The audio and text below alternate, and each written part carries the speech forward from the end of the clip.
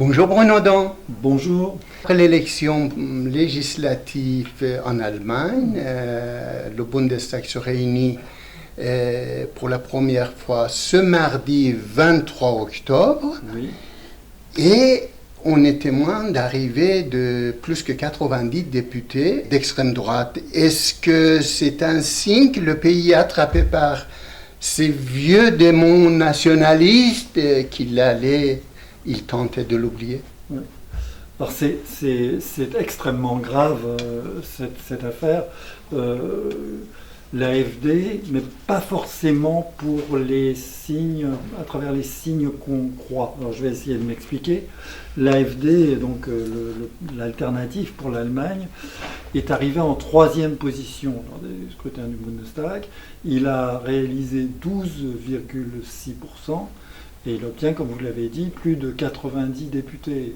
Voilà. C'est énorme, énorme. C'est le 3e groupe. Voilà.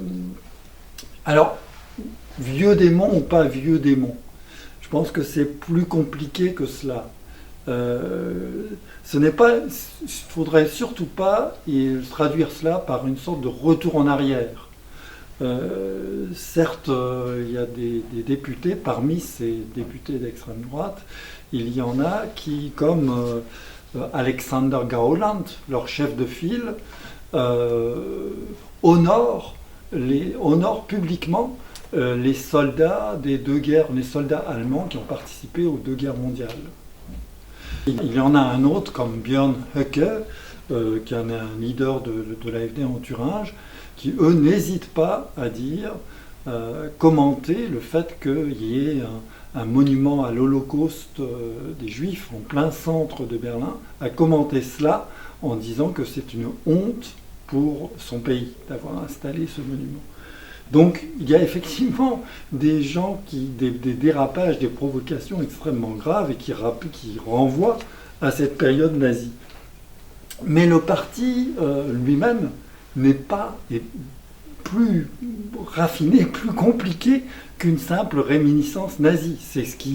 Parce que jusqu'ici en Allemagne, aucune formation qui se soit réclamée directement du nationalisme, du national-socialisme, comme le NPD, n'avait réussi à entrer dans le Bundestag, n'avait réussi à faire des scores suffisamment importants.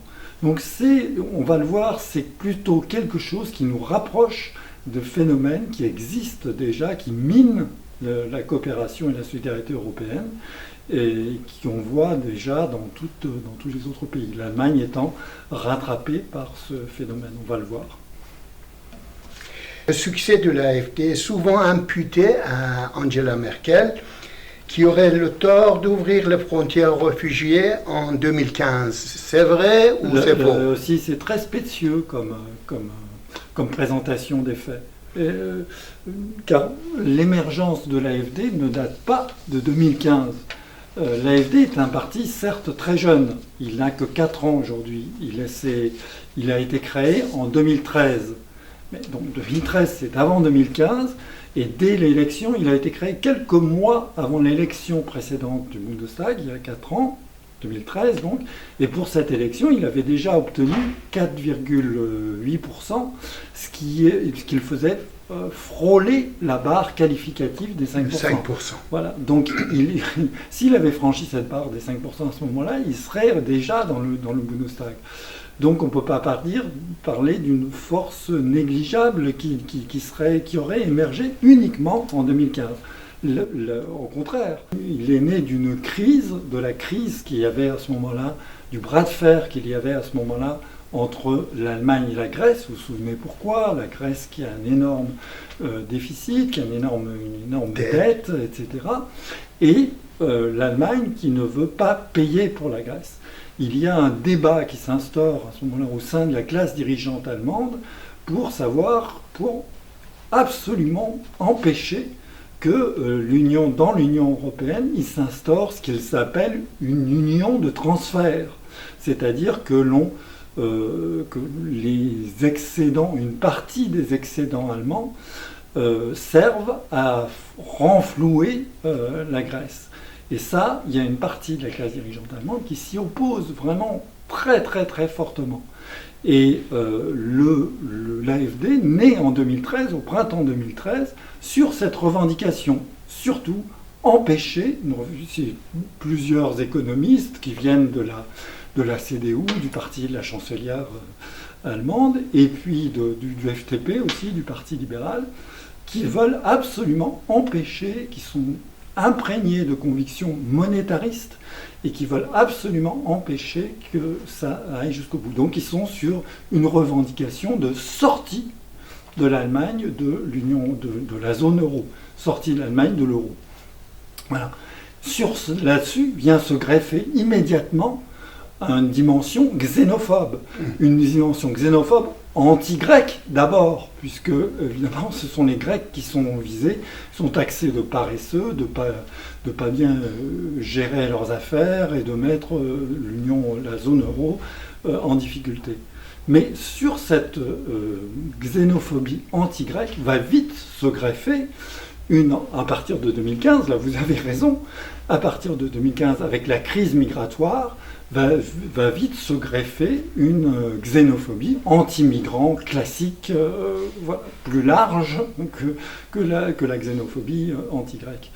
Voilà, c'est de cette manière-là qu'est née l'AfD. Et bon, effectivement, en 2015, cette dimension xénophobe va prendre une importance encore plus grande pour l'AfD, ce qui ne veut pas dire que la dimension anti-euro, l'AfD ait abandonné sa dimension anti-euro. Les deux dimensions sont essentielles pour comprendre ce qu'est ce parti, comment il fonctionne et pourquoi, et la raison de son succès. Alors on voit que d'autres partis extrême droite ont prospéré en Europe sur ce type de malaise social. L'Allemagne, est-ce que rejoint-elle comme ça avec l'AfD une terrible normalité européenne ?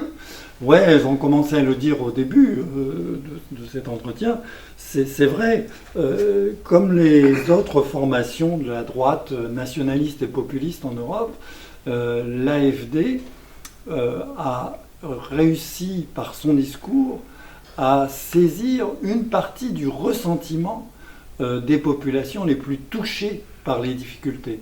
Celles qui ont subi en grande partie la précarisation induite en Allemagne, qui a été très très forte en Allemagne en l'espace d'une décennie, les fameuses réformes Schröder, qui ont été impulsées par Gerhard Schröder, l'ancien chancelier social-démocrate, et puis, mais suivies, continuées par Angela Merkel. Il y a une partie de la population, importante de la population, qui a été totalement précarisée. Et c'est au point que, je ne reviens pas sur les chiffres là, mais au point qu'il y a un taux de pauvreté en Allemagne qui est supérieur à celui de la France, enfin des choses comme ça. Et donc cette partie de la population, elle s'est, je ne dis pas retrouvée dans ce que propose l'AfD, mais en tout cas l'AfD a profité de l'attrait qu'elle proposait, de son discours pour cette population, parce qu'elle présentait les étrangers, les migrants, comme des boucs émissaires qui allaient leur prendre une partie de leur protection sociale, qui allaient venir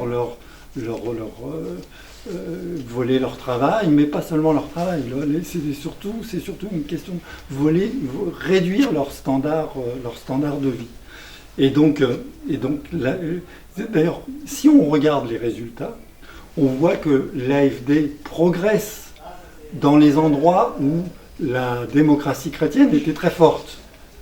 Par exemple, en Bavière. En Bavière, l'AfD fait 12-13% des voix. Mais surtout, les plus fortes progressions de l'AfD, c'est dans les zones où les gens ont été le plus touchés par la précarité, par la mal-vie, les zones d'Allemagne de l'Est, où là, l'AfD peut réaliser des scores absolument mirobolants, comme dans le Land de Saxe, où elle fait 27%, c'est-à-dire qu'elle devient le premier parti de ce Land de Saxe, devant la CDU d'Angela Merkel. Voilà. Et on voit que là où plus il y a de gens qui sont précarisés, etc., et plus l'AfD fait des scores importants. En fait, et ces gens qui étaient précarisés ne votaient plus, étaient dégoûtés de la politique, dégoûtés des partis, de l'establishment, etc. Et ils trouvent dans l'AfD un moyen d'exprimer leur mécontentement. Il y a plusieurs sondages qui sont sortis en Allemagne au lendemain des élections qui montrent que les électeurs, une bonne partie des électeurs, certains ont voté par conviction nationaliste, mais une bonne partie, une majorité, a voté pour envoyer un message de mécontentement. Et c'est de ça dont a profité l'AfD.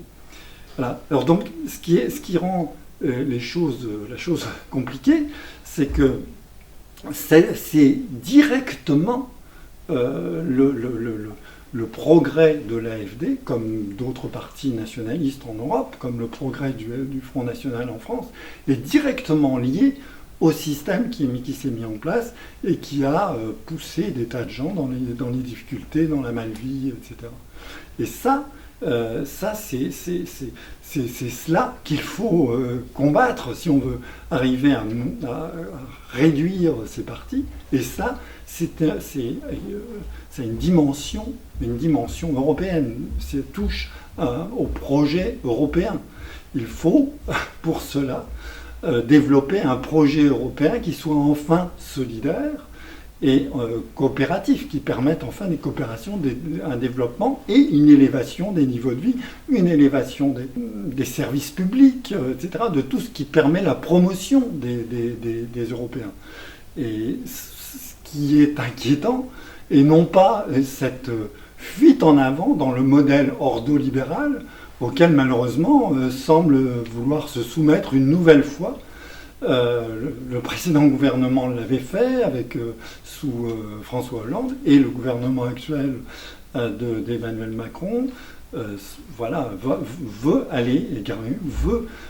rentrer dans les critères de Maastricht absolument, c'est-à-dire obéir à ces logiques monétaristes qui sont terribles, qui sont la mère nourricière, si je puis dire, de ces partis nationalistes. Merci beaucoup. Je rappelle le titre de votre dernier livre, Europe, état d'urgence, aux éditions du Temps Cerise. Merci beaucoup.